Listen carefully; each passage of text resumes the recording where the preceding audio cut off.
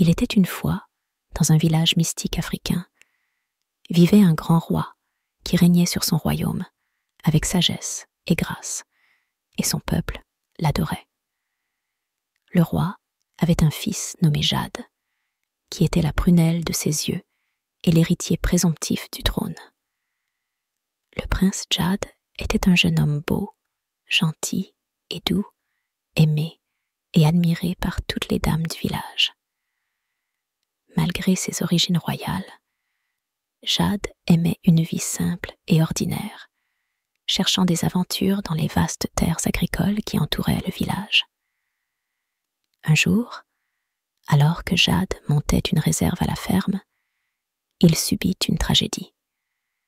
Il manqua accidentellement une marche et tomba d'une grande hauteur, se fracturant le cou. Le prince perdit connaissance, sa vie ne tenant qu'à un fil. La nouvelle de l'accident du prince se répandit rapidement dans tout le village, plongeant la communauté dans le désespoir. Le roi, rempli de préoccupations et de désespoir, convoqua tous les guérisseurs puissants de la région pour sauver son fils bien-aimé.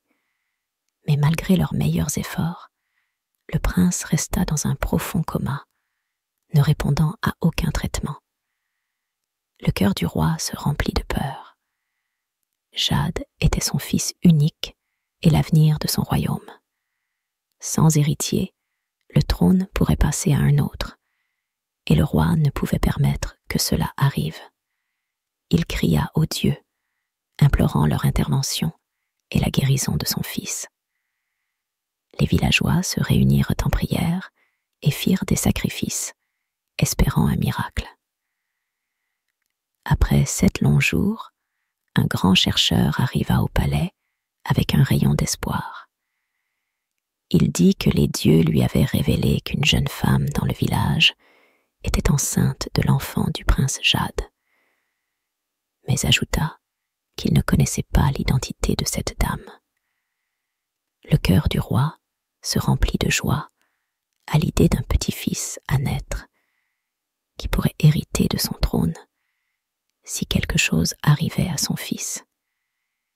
Il savait qu'il devait trouver la dame le plus tôt possible pour assurer l'avenir de son royaume. La nouvelle du prince à naître se répandit rapidement, et bientôt, presque toutes les dames du village arrivèrent au palais en affirmant qu'elles portaient l'enfant du prince dans leur ventre. Dans le village vivait une belle jeune femme nommée Faye, qui avait eu une relation secrète avec le prince Jade pendant longtemps. Leur amour était caché aux yeux vigilants du village. Plusieurs jours avant l'accident du prince, Faye avait découvert qu'elle était enceinte de son enfant et prévoyait de lui en parler avant l'accident tragique qui l'avait laissée dans le coma. Craignant que personne ne la croie en raison de ses origines modestes, Faye garda sa grossesse secrète. Faye aidait sa mère dans le jardin lorsque sa meilleure amie, Rona, arriva en courant vers elle. Rona informa Faye de la réunion des dames au palais, toutes affirmant être enceintes du prince.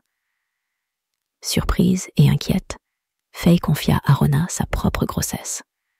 Rona, consumée par l'envie et le désir de devenir reine elle aussi, rit et partit. Sur le chemin du retour, Rona élabora un plan. Alors, comme le prince est dans le coma et ne peut pas parler, vous dites toutes que vous êtes enceintes de lui. Vous voulez toutes devenir reine, n'est-ce pas? Très bien. Jouons à ce jeu. Quand Faye arriva au palais, elle fut emmenée pour voir son amie Rona, parmi les dames qui affirmaient être enceintes du prince. Le roi, tout aussi étonné, demanda à toutes les dames pourquoi elles s'étaient réunies là, car le chercheur avait dit qu'une seule dame était enceinte du prince. Toutes les dames insistèrent sur le fait que le prince les avait mises enceintes avant l'accident, ce qui causa de la confusion au palais. Un sage décida de soumettre les dames à une série d'épreuves pour déterminer la légitimité de leurs affirmations. l'épreuve commencerait dans 7 jours de marché. Pendant ces jours, le village était rempli d'activités. Les femmes qui n'étaient pas réellement enceintes sélectionnaient quelqu'un avec qui être pour potentiellement tomber enceinte. Rona, déterminée à battre toutes les autres, se tint éloignée de Faye, qui ignorait la tromperie de son amie. Le 7e jour, toutes les femmes enceintes se rassemblèrent au palais. La célèbre sage-femme du village, Iabo, fut appelée pour confirmer les grossesses. À la surprise générale, Iabo déclara que toutes les femmes étaient réellement enceintes. Une nouvelle épreuve fut annoncée, une épreuve de plantation de graines. À chaque dame, on demanda de planter une graine spéciale dans le jardin du prince Jad, symbolisant la vie qui poussait en elle. L'herboriste du village réalisa un rituel sur la terre, assurant que seule la dame portant l'enfant véritable aurait la plante la plus haute. Au fil des jours, toutes les plantes commencèrent à pousser, mais la plante de Faye se maintenait plus forte et plus vibrante. Rona, consumée par l'envie et le désespoir, ne pouvait supporter de voir le succès de Faye. Dans l'obscurité de la nuit, elle se glissa dans le jardin et tua toutes les plantes, espérant saboter les chances de Faye.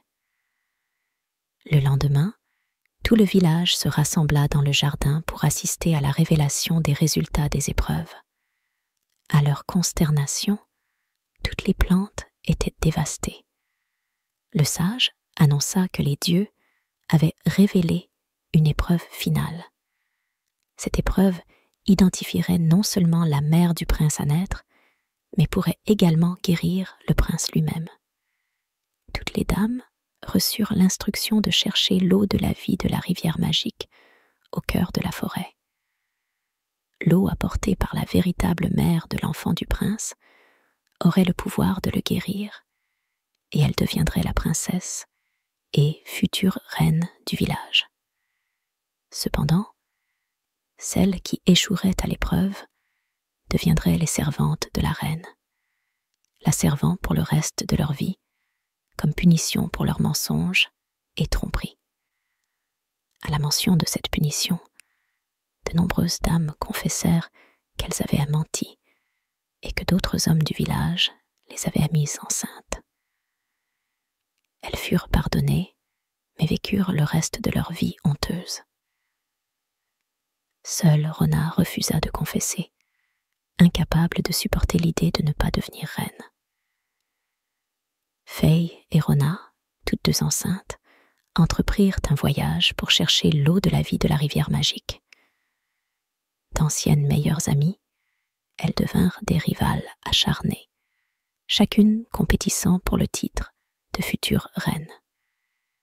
Sur le chemin du retour, Faye, épuisée par le voyage, décida de prendre une pause. Rona profita de cette occasion et échangea les cruches d'eau, croyant que, puisqu'elle était réellement enceinte du prince, son eau avait le pouvoir de le guérir. Quand elles arrivèrent au palais, tout le village attendait leur retour, leurs espoirs suspendus en équilibre. Rona, pleine de fausse confiance, fut la première à présenter son eau au prince. À sa consternation, rien ne se produisit.